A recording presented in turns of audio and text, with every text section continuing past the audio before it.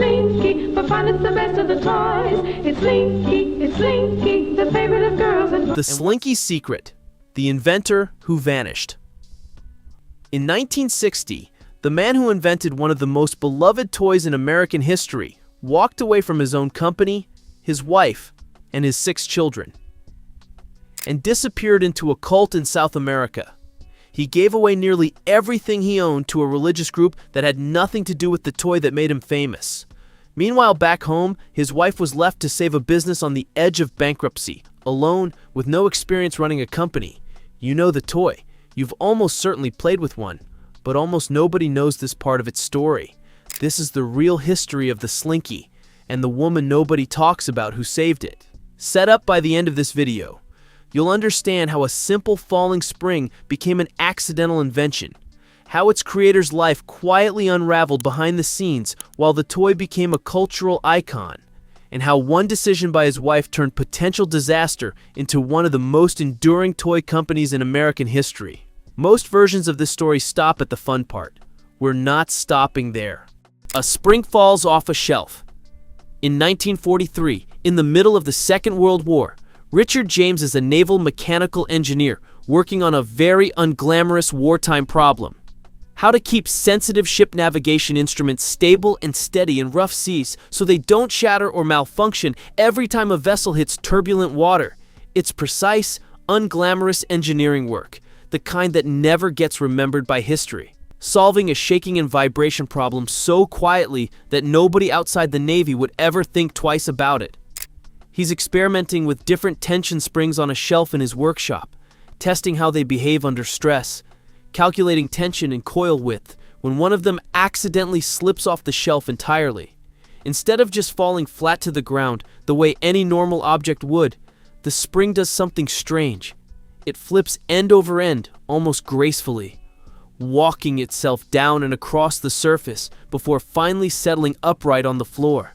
Most engineers would have picked it up, made a mental note, and gone back to the actual assignment. Richard James does not do that.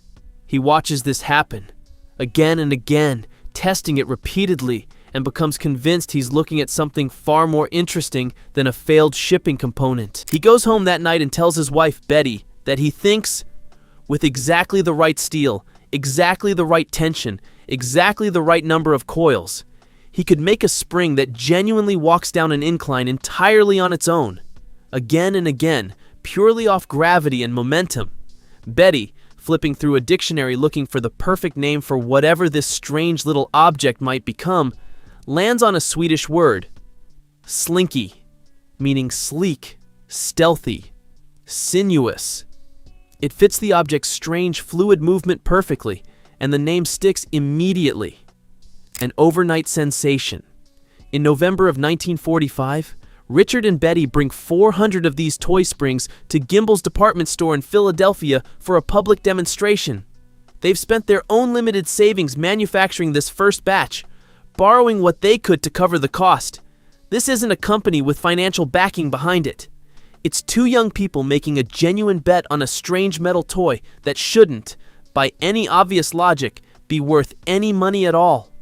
They're nervous standing there, watching shoppers walk past a display table with rows of identical metal coils on it. But the moment even one shopper sees the Slinky walk itself down an inclined board, seemingly defying gravity on its own with no strings, no batteries, no trick involved, word spreads through the store almost instantly. People crowd around. Within 90 minutes, all 400 units, their entire inventory, sell out completely at $1 a piece. This is the part of the story everyone already knows, if they know anything about the Slinky at all. Accidental invention, instant hit, a toy company is born practically overnight. If this were where the story ended, it would already be a genuinely great tale of American ingenuity. But it's not where it ends. It's barely the beginning of what actually happened to the people behind it. Success hides a crack. James Industries, the company Richard and Betty build around the Slinky, grows into a real, thriving manufacturing business over the following years. Richard, ever the engineer, personally designs the machines needed to transform raw coiled wire into finished Slinkies at real scale. turning what started as a single hand-tested prototype into a genuine assembly line product. The toy becomes not just popular, but genuinely iconic, expanding into spin-off versions, showing up in department stores nationwide, becoming exactly the kind of product that ends up remembered in toy halls of fame and referenced in pop culture for decades afterward. From the outside, everything about James Industries in the 1950s looks like a clean, uncomplicated American success story, a husband and wife team who turned a happy accident into a lasting company. But underneath that surface, something in Richard James is quietly shifting in a direction that has nothing to do with springs, engineering, or business at all. As the company grows more successful, Richard becomes deeply, increasingly involved with a religious movement. Accounts from those close to the family describe him becoming consumed by it over time, in a way that starts pulling his attention, his money, and eventually his physical presence away from both the business and his own family. This is the part of the story everyone already knows, if they know anything about the Slinky at all. Accidental invention, instant hit, a toy company is born practically overnight. If this were where the story ended, it would already be a genuinely great tale of American ingenuity. But it's not where it ends. It's barely the beginning of what actually happened to the people behind it. The disappearance. By 1960, after years of this growing pull, Richard James makes a decision that's almost impossible to fully reconcile with the image of the careful engineer who once calculated the exact tension needed to make a spring walk down a staircase. He walks away from James Industries entirely, the company built on his own invention, his own name, his own machines. He leaves Betty and their 6 children behind in Pennsylvania. He relocates to Bolivia, joining the religious group that had come to consume so much of his attention, and in the years that follow, gives away the vast majority of his personal wealth to that organization. There's no dramatic scene of confrontation recorded in most accounts, no single moment where everything falls apart on camera. It's simply a slow pulling away that eventually becomes a permanent one. By the time the dust settles, the man who invented one of America's most beloved toys has, by his own choices, brought himself to the edge of personal financial ruin. Not through any failure of the business itself, which was still selling well, but by voluntarily walking away from everything he'd built and giving away what he'd earned from it, in pursuit of something entirely disconnected from the Slinky, from engineering, from the family he'd started it all with. The company that carried his name and his invention now has no one steering it who actually built it. Betty, still in Pennsylvania, is left holding a business and 6 children that she never trained for, never expected, and never asked to run alone. Betty takes over. This is the part of the story that deserves far more attention than it usually gets, and the part almost every other video about the Slinky skips over entirely. Betty James, suddenly a single parent to 6 children and the unplanned, untrained head of a toy manufacturing company, does not fold. She doesn't sell the company. She doesn't hand it off to someone else to manage. She takes direct personal control of James Industries at a moment when, by nearly every reasonable business expectation, the whole operation should have quietly collapsed without the inventor who built it. Betty makes a series of decisions that, in hindsight, define the entire rest of the company's history. She relocates the business from the Philadelphia area to Hollidaysburg, Pennsylvania, closer to where she grew up, rebuilding operations largely from scratch in a new location. She makes the practical call to shift production away from the original imported Swedish steel Richard had insisted on to a more affordable, readily available American metal.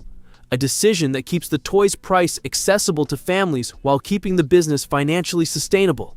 She takes on the title and role of chief executive at a time when it was genuinely rare for any American manufacturing company of real size to be run by a woman. And by her own account, this wasn't born out of ambition or a career plan. It was born out of sheer necessity because there was simply no one else left to do it.